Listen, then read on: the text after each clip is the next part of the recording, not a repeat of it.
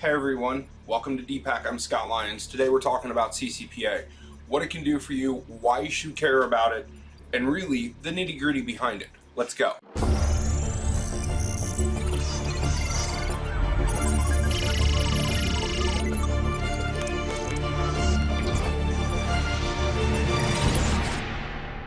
Josh, are you scared by CCPA?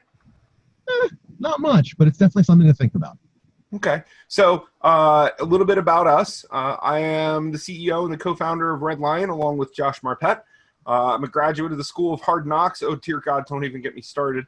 I've been in government. I've been in commercial positions all around the country, running the gambit of information security stuff, right? I'm also a goon at DEF CON. I've helped get multiple B-sides off the ground. And in fact, I helped Josh with his B-sides.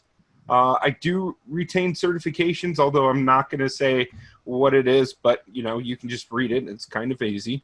And my real passions are people and a very fast-paced, no-nonsense business attitude, right? So, Josh?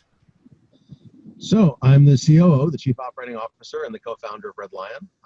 Been around the block. I graduated from Mach 37. I'm an ex-cop. I'm an ex-horse dentist, as Scott likes to remind everybody. I'm one of the primary organizers for Security B-Sides Delaware. And I was on the board of Hackers for Charity, B-Sides Las Vegas. I'm a former DEF CON goon. Pretty much you name it. I sleep occasionally, and every once in a while I get to shave my head. No, I had to leave that in there for you, Josh. I love it. I love it. I love it. I love it. Just so that people can get information to use personally. No, I'm totally cool with it. Now.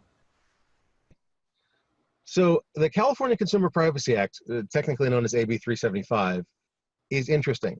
If you talk about GDPR, which is the European Consumer Privacy Act, if you talk about Scott, you need to stay on the slides. Thank you. Sorry about that. Okay. I'm so sorry about that, Josh. It's Can okay. you see now? Are we good? Yeah, we're good. We're good. We're good. Okay, we're good. We can edit this out. It's okay. The idea is that normally personally identifiable information identifies a person. In this case, with the CCPA, you'll notice Scott, thank you. You'll notice that you could actually have a problem with information that identifies a household. So is that an address? Is that a group of people? What does that mean? And that's something that's not clear. And that right there is interesting, and it's going to cause some serious lawsuits, I think. So that's the first interesting question. But the idea is that there's a consumer bill of rights. That concept, I think, is going to sweep the nation. That's my personal belief. Take it for what you will. But the right to opt out without a change in price or quality. For example, Scott, what was the one you had about Snoop advertising? And we'll get into that in a second. But we'll there's companies that will allow you to use their service, but will charge you more if you don't want them collecting your data. Well, the CCPA says, sorry, you can't do that. For example, Facebook. If I was going to use Facebook and say, Facebook, you're not allowed to collect my data, under the CCPA, Facebook is not allowed to restrict my use of the service, deny me the use of the service, or change the quality of the service. That's fascinating. It's going to change people's business models. This is interesting. It's troubling and a great idea. As a consumer, I applaud this. As a business owner, I go, that's interesting. What is it going to change for me? Okay. Gives you the right to access, the right to delete. And for children, they must opt in, and they must opt in with a parent or guardian. Scott? Next slide. So there's a timeline. It's been around for actually a couple of years, but they're moving it very, very slowly. They're moving it so slowly that they're saying it has to be 6 months before they even can bring an enforcement action. They're giving people time to adjust. I applaud them for that. That is a smart and lovely thing to do. They're saying, businesses, we know this is going to change, so we're going to give you time to make sure that this works. We're going to give you time to make sure that you can actually do this properly. All right? They passed it in 2018. They're not allowed to bring an enforcement action until I think it's basically the end of 2020. So you've got time, so don't be scared. All right, next slide. The idea is that you have to know what data is being collected. Now, this is interesting. Why? In GDPR, it's what data is being processed and how is it being processed. In CCPA, it's what's being collected. So before we even get to the processing stage, What's being collected? Well, I mean, I'm collecting data when I sell you something. I'm collecting data when I talk to you. I'm collecting data when you hit the chat button to talk to me. There's all types of times that I collect data as a company. Well, the consumers have to know now. There's a significant more power and broader scope in the CCPA than even in GDPR, which, if you recall, about 6 months ago, what am I going to do? And with GDPR, it was all about, am I subject to it? It's Europe. Well, I'm not a European company. Do I care? With CCPA, if you sell in California, well, let's switch to the next slide, I think it is. If you sell in California, it matters. Now, let's take a look at the CCPA versus GDPR, which Chelsea did a great job on. Thank you, Chelsea. Was that Chelsea? Awesome. Well done. So GDPR is everybody. All right. If you process data, we care about you. The CCPA says, look, it's got to be a for-profit business. You've got to have an opt-out from sale of personal data. There's no categories with special protections. There's no, there are exemptions for medical data because medical health providers have to be able to keep data for medical record systems. Right now, we don't really have a provision for consumers to own and hold and store their own medical data. We believe that the providers, our way of thinking is that the providers store it in the EMRs, the electronic medical record systems, okay?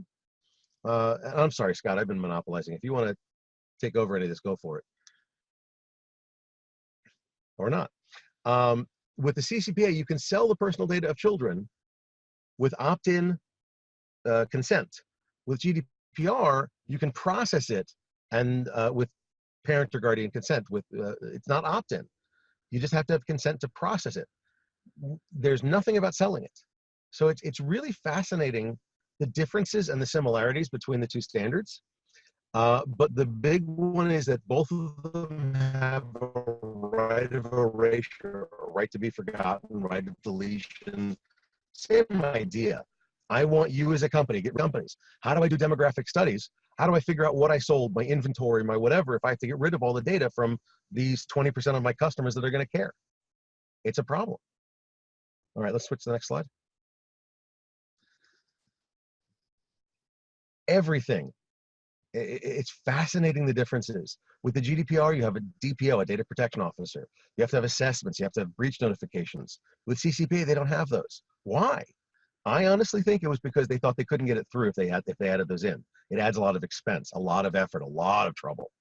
The GDPR has massive, massive, massive penalties. 4% of global annual revenue, 20 million euro. Okay, so what's that, 30 or $40 million? Something like that. Whereas the CCPA, it's $7,500 per violation. Oh, that's cheap per consumer. How many breaches do we see with 100,000 consumers, 500,000 consumers, 5 million consumers? Times that by $7,500 per without a max. That's going to put some companies out of business, okay? And you can do a private right of action. So it's interesting. All right, we're skipping over this very quickly. So do you care? Do you collect or sell personal information from or about California residents?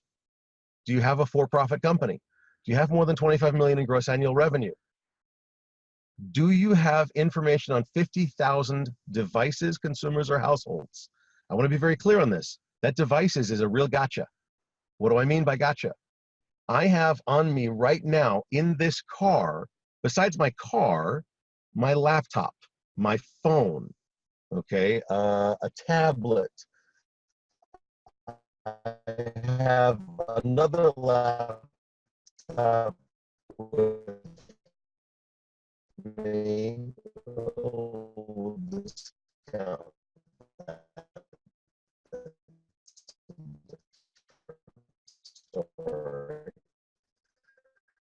I have at least 3 or 4 devices on me. Everybody that's on this has their computer and their phone. That's 2 devices.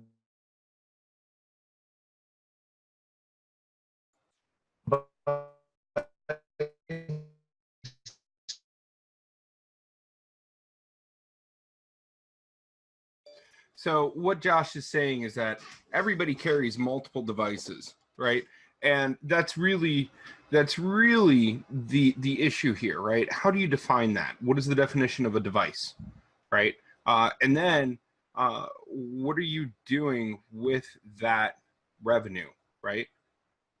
Is most of the revenue coming from the selling of personal information?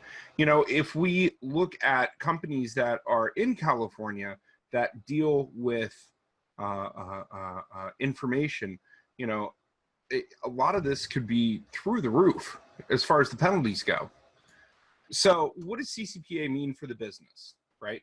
Well, CCPA, there are four main tenets that businesses really need to worry about when it comes to CCPA, right? And that is the right to be informed of the categories of personal information, right? So basically, what is being collected, sold, or disclosed about the individuals, right? It grants California residents the right to request more detailed information. Basically, if you're in California, you have the right to be able to know what people are doing with your data. How are they making money off of you, right? So let's take this into, let's look at this for a second. Let's say that a company that deals in social media, right, that doesn't charge you for its service, but allows you to post anything you want, whether it's cute cat photos or a rant about politics, right? What if that company was dealing in your data, right? Well, that company, if they're in California or they're dealing with residents in California, have to deal with CCPA, right? And where have we seen this before? Well, we've seen this with GDPR. If you are in the EU or you are an EU citizen, guess what?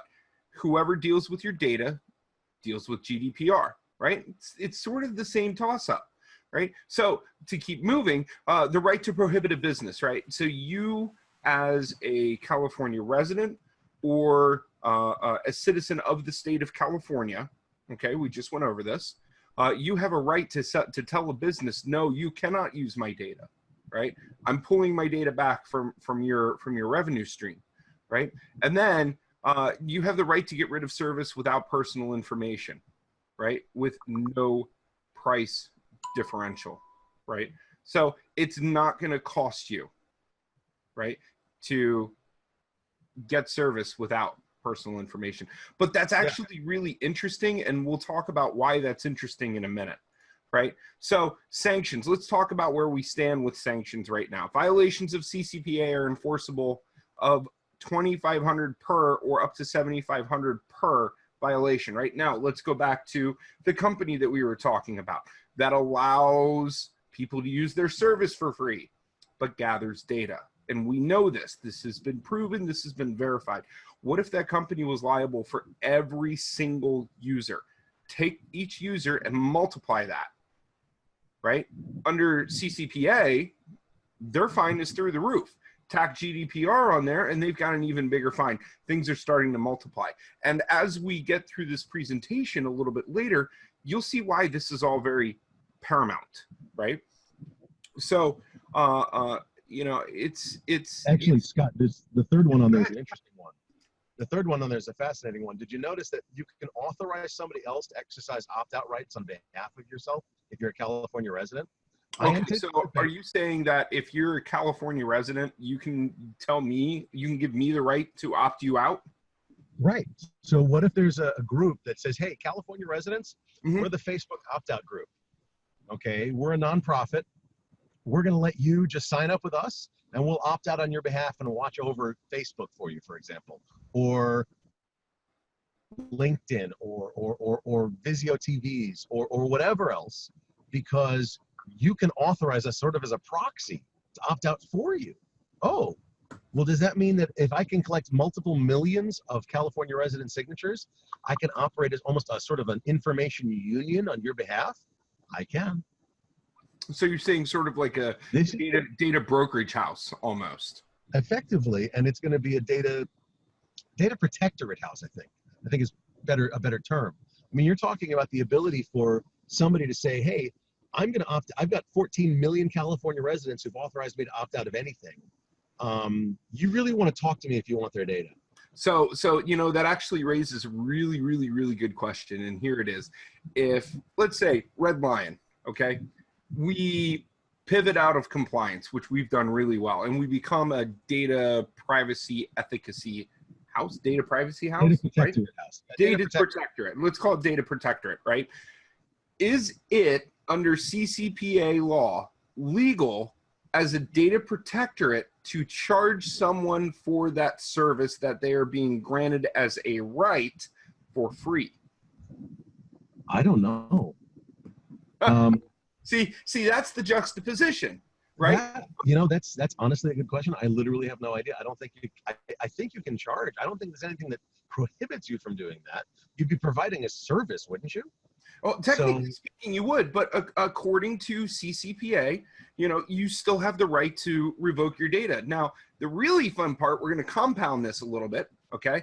And we're going to say, okay, as a data protectorate, I charge you for the service, right? And now you, as a individual under CCPA, are not only liable for your data from the data protectorate, but now you're also liable from the people who are using it, right? Well, what I would do if I was a company is I would set up as a data protectorate, and I would sign people up for 99 cents a month or whatever.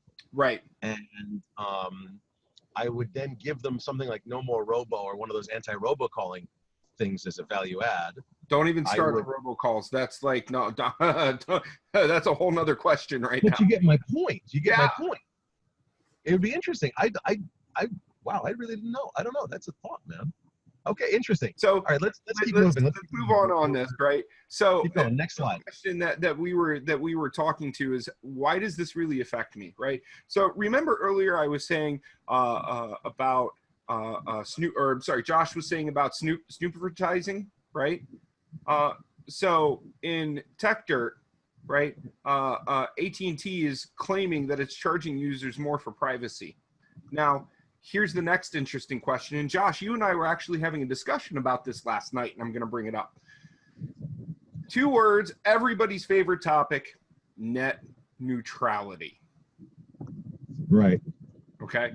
So is CCPA a causality of the death of net neutrality? What I mean by that, I don't know. What I mean by that's something we're going to figure out. Right? What I mean by that is, was net neutrality designed to protect your money, your data, or give you rights on the internet? Right? That's a long discussion. We'll not have it right now. Okay, let's be honest. But I think it's a fascinating discussion. We should have it longer. Maybe write this out. But the idea of we have the snooperizing here. We have Vizio TVs that claim they can't make any money unless they sell your viewing habits. Well, does that mean they're not going to sell TVs in California because every California resident's going to be opt out? I mean, why wouldn't they? You know what I mean? It's sort of like the California muffler package. I mean, Anyway, it is what it is. You get the idea. This matters to people. Okay, go ahead. Next. Okay. So here's what you don't know. Okay. So. And we're going to boogie through this, but we're going to make the slides available publicly so you can read these in detail later. Yeah. So the look-back provision, CCPA doesn't go in effect until New Year's Day 2020, right? But you've got to look for the last 12 months, 2019. So it's already started. The clock is already ticking, ladies and gentlemen. So be careful. All right, they're not going to do enforcement. So they're not going to worry about enforcement until July 1st, 2020. But again, that clock is already ticking on what they can enforce on or bring in as evidence. You can do a private cause of action. This is a civil suit, effectively. The consumer's right to sue is not based on a violation. Basically, it's for they need to make sure that businesses are implementing and maintaining reasonable security. Personal and olfactory information. This is hilarious. When we were going through building this, Josh, I have to step in. Olfactory, as far as the use of a legal term, jumped out off the page at us, right? And the is Elman's not here? Elman isn't here? No, Jerry's here. Jerry's here. Can we get Chelsea? Can we get him promoted up, please?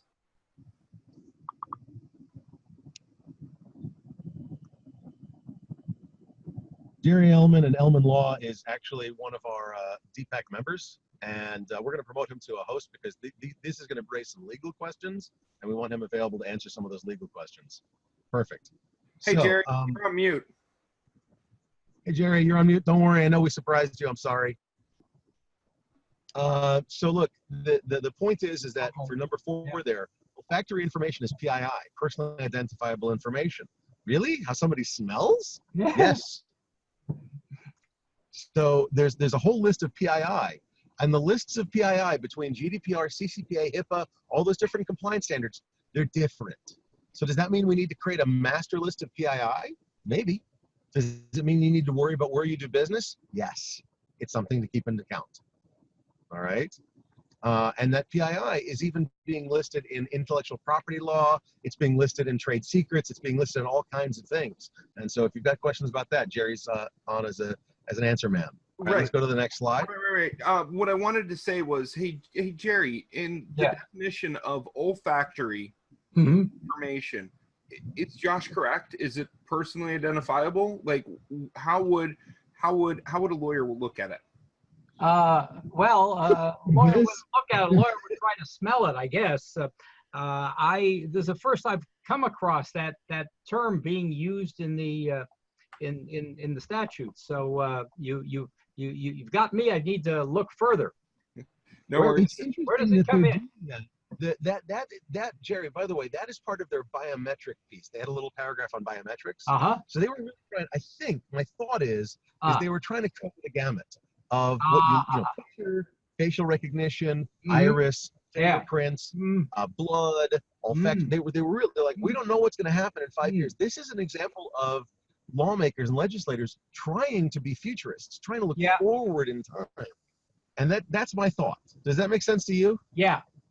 That's the answer. That's probably what it is. But honestly, if we have smell tests where like smells like Scott, we're in trouble. Let's be honest, okay? Hey man, I smell like PII all day. So we have a question in the Q&A that asks how to determine whether a violation is intentional, which I feel is important on this slide. You know, I'm honestly going to push that to Jerry for a second. Jerry, not specifically CCPA, but is there a sort of a rule of thumb for intention or intent in a civil case about, intellectual property violation or anything like that? How does that work in the law? Intellectual property doesn't usually have an intent element. Usually that's a criminal violation. We sure have been hearing a heck of a lot about that regarding the Mueller report. Very true. Very well said. So I looked through the text just now, and it doesn't actually define what an intentional violation would mean, but that is something that could come into importance with the civil penalty. I love the fact, though, but Jerry called it, and Chelsea, so did you. It's a civil violation, but intent is normally a criminal term. So that's a fascinating sort of crossover from the civil to the criminal. I really think that they're starting to regard the inappropriate use of consumer data as a criminal act, and the verbiage is starting to reflect that. I may be speaking out of various orifices. Jerry, do you have any thoughts on that? I'm sorry. Well, it's the opposite side of the coin rather than criminalizing activity, because when you prove an objective fact, this happened, and if that is sufficient, then you don't have the burden as the plaintiff to prove something more like intent. If the law says you've got to prove all these facts happened, plus you've got to prove that they intended to, say, cooperate with the Russians. They had to know that they were parts of the Russian Secret Service. That's what we're hearing a lot about with regard to why Mueller did not find conspiracy, because there needs to be an intent to conspire. That's a really good point. So it's the intent goes towards, is it criminal? Because if there was intent, then it's criminal. And Chelsea, you're the PhD criminal justice major, or PhD. Forgive me, your ABD. I apologize. I don't mean to give you airs. I know how careful you are with that. But what are your thoughts on the matter as well? You've definitely got an academic view on this that more than I certainly have. I'm going to defer to the lawyer on that one, but I was actually thinking about the next question that popped up here. What's the company's recourse if they purchased services or audits to ensure they were CCPA ready and then were later found to be in breach? I'm wondering if you could use that as part of your sign of intent not to violate. Like, we got a gap assessment, we thought we were fine, oops. Well, from the language that we've seen so far, right, the intent is left in a very broad sense, okay? So if you hire someone to do an audit check, like say you hire Red Lion to do a CCPA compliance check, right? And we go in and find that you've done everything you need to do, that you're good, but you still have a breach or a lawsuit. You know, there's the intent to point out where the problems are is there. Okay. Now, if you hire us, right, again, that's the start of intent. We find that you haven't done everything that you need to do. You haven't fixed things. You get either breached or sued. You know, the real question is, where's the minutia there, right?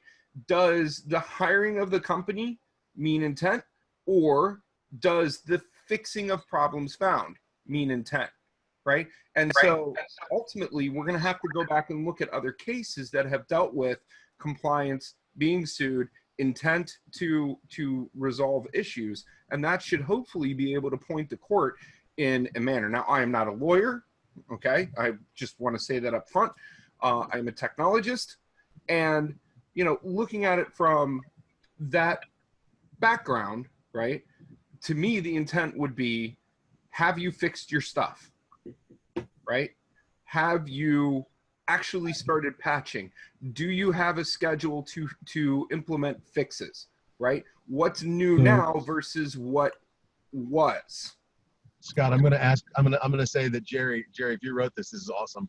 Can we agree this is a poorly drafted statute and they should stick to civil or criminal and ditch the other one? And I think that's literally the answer to this entire discussion, is that either they should have stuck to one or the other, or they should have stuck in a very clear transition from what is intent, what shows intent, and when you have intent, that's when it shifts to the criminal, and here's the higher schedule of penalties. I would agree with you. If they'd done that, I think it would have been a better move. Does that make sense, Jerry? A little bit, but if the law includes a requirement that there be an element of intent, then I think what Scott was saying is well taken.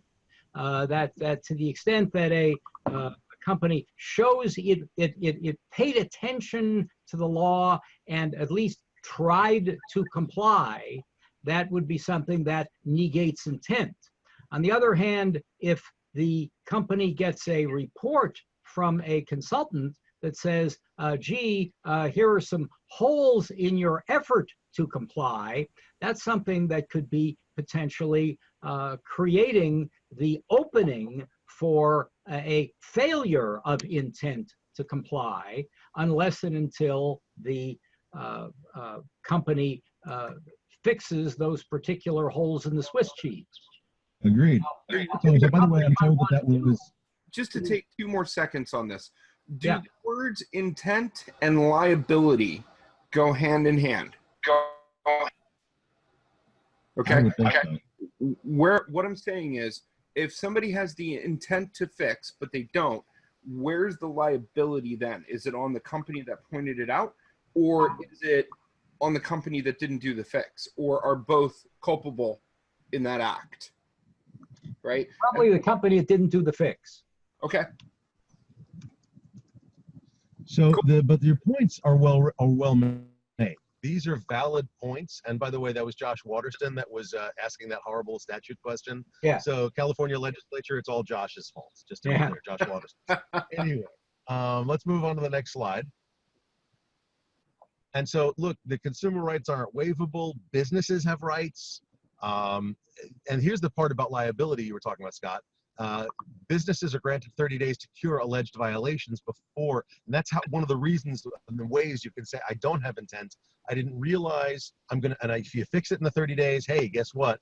We're showing that we're not intentionally doing nasty, stupid stuff. Okay. They are, but here's the next one kills me. The deliberate avoidance thing. Something I've been saying about GDPR is that I expect shell companies to spring up for data processing. I expect shell companies to spring up for this, for data collection. Okay. But now you've got things where it says if you do workarounds, they can disregard any steps or transactions taken with the intent to avoid the statute. Well, how do you determine that? That's, again, badly written, poorly thought out. I get the idea, and I love the intent there, and it's great. But like, how do you determine what a step or transaction to get away from it is, a workaround? It's hard. You know, so on one you're hand, leaving so much wiggle room. I'm sorry, Josh.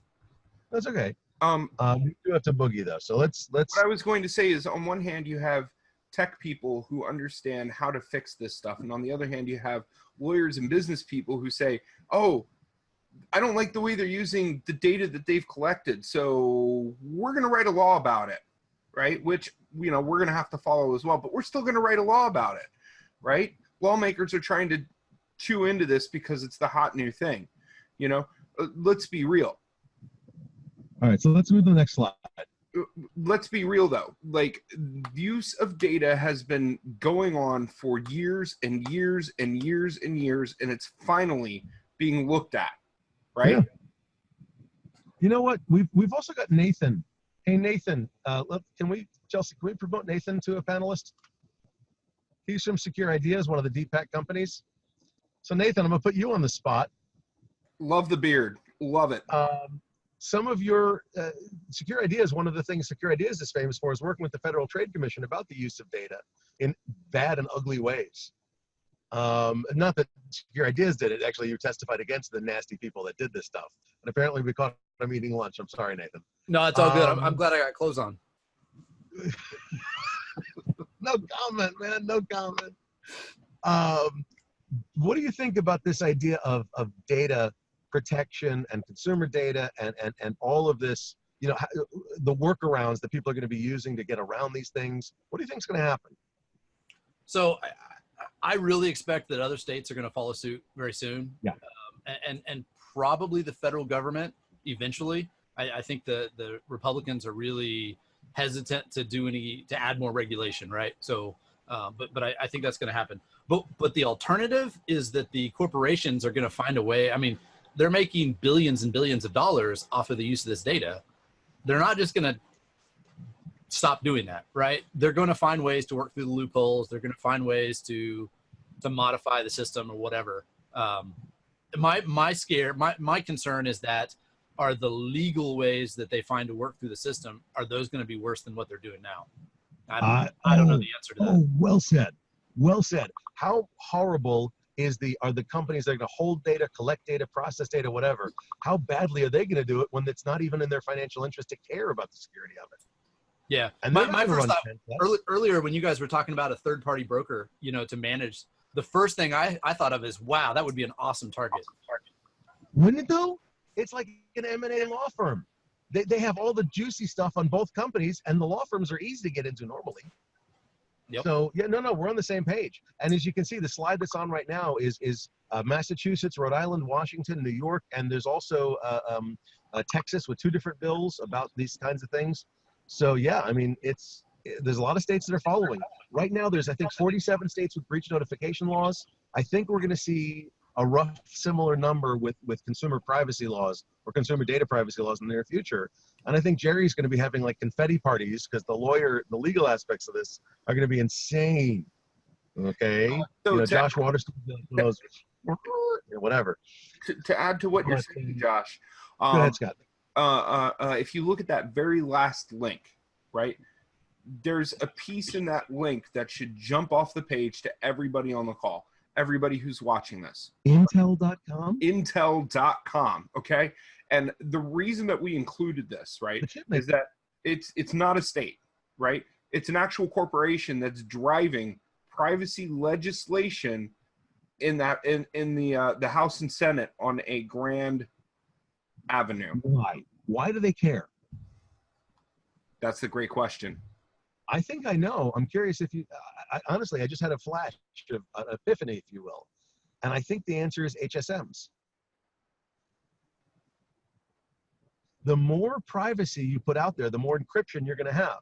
The more encryption you mandate and push and have, the more companies are going to want HSMs. Don't they make HSMs? I think so. Yeah, they do. These are hardware security modules. And Nathan, what's an HSM? Do you mind if I put you on the spot there for a second? So my understanding, and that's probably not my area of expertise, but I would say it's basically a device that think like the trusted platform module, the TPM. You know, the idea that we're going to put encryption at the hardware level on workstations.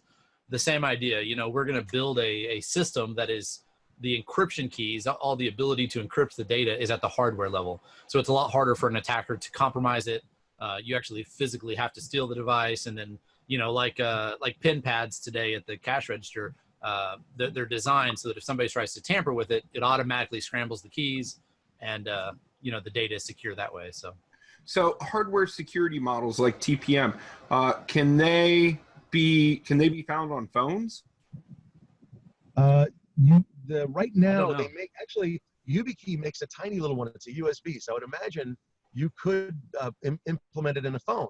Well, I'm wondering if that's what Apple is using to encrypt iPhone communications. You know, like Messenger. I don't know. Or I'm not Messenger. iMessage. Right. That's end-to-end encrypted. But the point is, if they're putting, if they want to sell lots of HSMs, they want to put it in every phone. They want to put it in every computer. They want to put it in every server for every cloud company, for everybody. And that would be a huge sales boost for them. And so that would make sense to me as a business objective for them to start pushing it. So anyway, all right. Do we have any more slides? I think we have one more slide. Nope. Well, that's it. Well, that's the slide, the question slide. So anybody that has questions, please put them in Q&A. As you can see, we have a question. Or does the vague intent clause help protect companies like Facebook from having to anticipate the Cambridge Analytica mess they failed to prevent? Ooh, that's a good question. I'm gonna have to think about that one. That's a good question. Does the vague intent clause, which is one of the things we mentioned, help protect companies like Facebook from anticipating Cambridge Analytica? Honestly, I don't know. That's something I'm gonna have to think about. I will get an answer to that, but that might be a blog article. That's a great one. Chelsea, that would be a very interesting blog article, wouldn't it? I think we might have to talk to Jerry and Josh Waterston about that one. That would be good. No, so any questions anybody has, please throw it in the chat, throw it in the Q&A. We're happy to answer any questions about anything. We've got all of our DPAC companies on the panel, which we carefully and stealthily grabbed them and didn't make sure they were dressed, apparently. Sorry, Nathan. Before we grabbed the other camera went live, like, oh God, okay, sorry. And if you don't have the option of being able to throw things in chat, if you back up the recording a little bit, you'll see our emails. Feel free to reach out and shoot us an email. Absolutely. We went a little long, but this really became a very multifaceted presentation.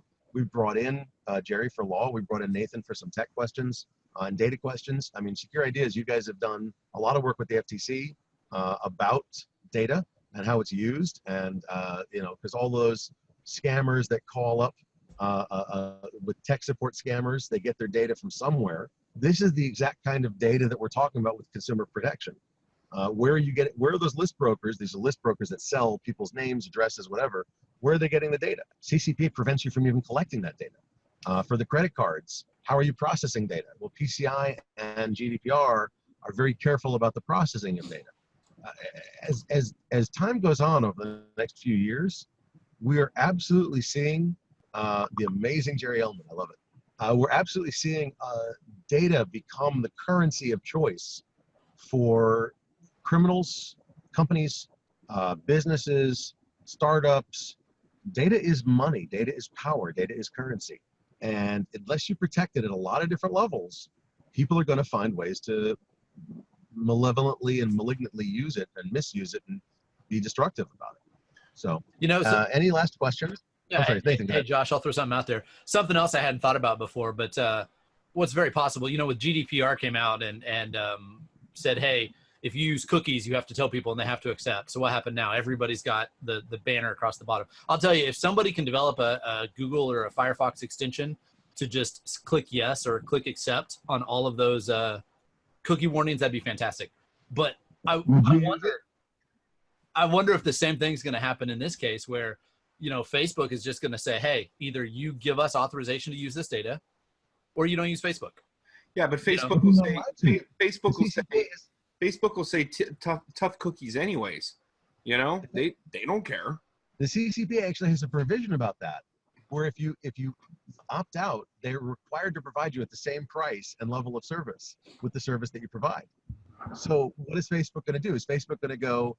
So what I'm thinking is Facebook is, or similar, I'm not just picking on Facebook, is going to start charging for everything, but give you a discount if you opt out.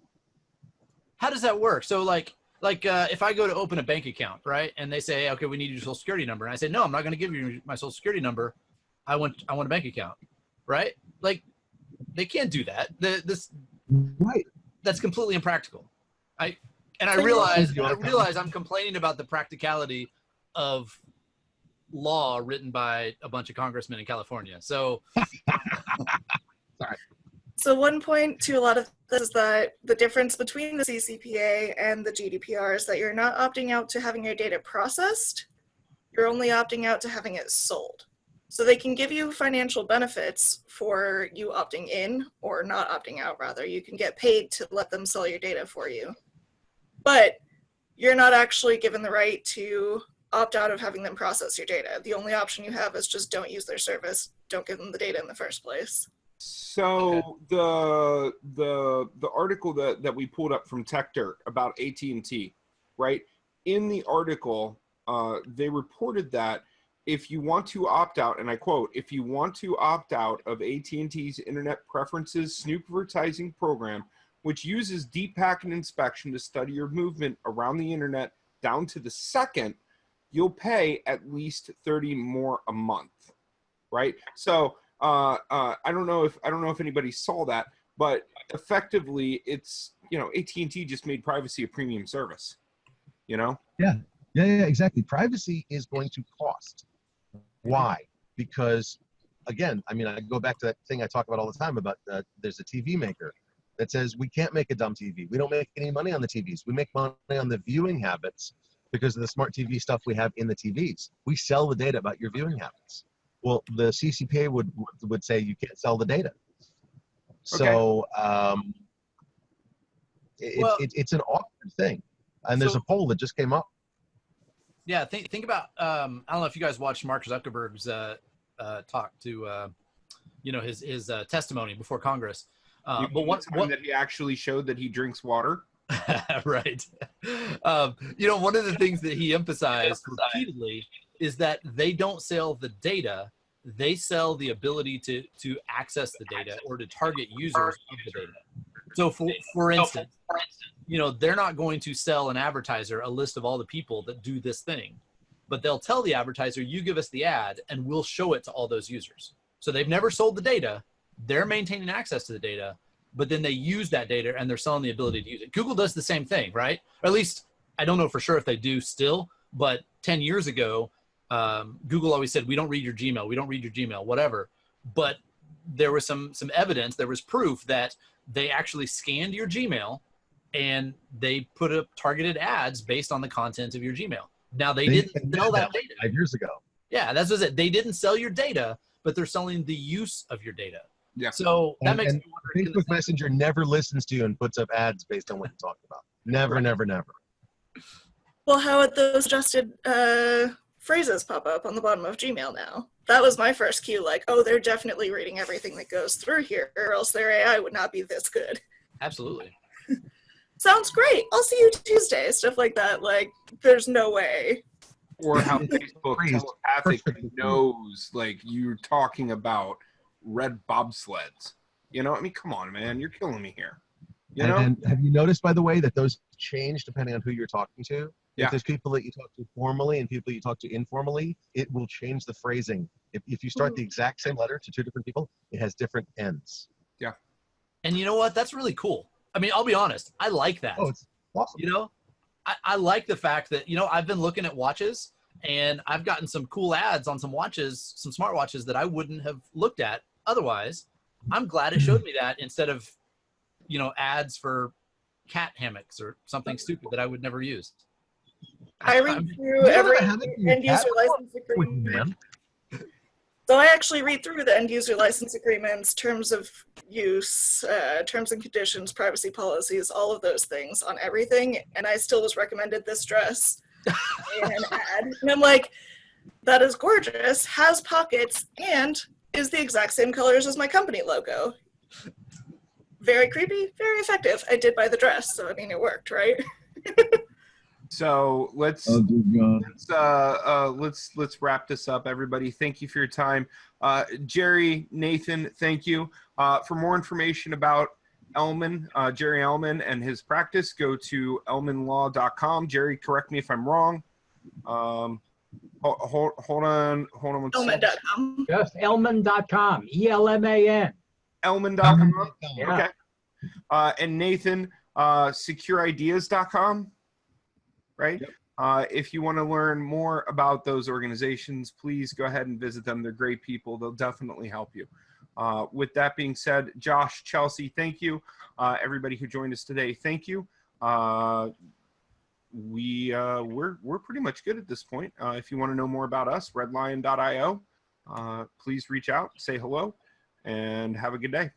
Thank you very much. Thank you for joining us, and we hope to see you again next month.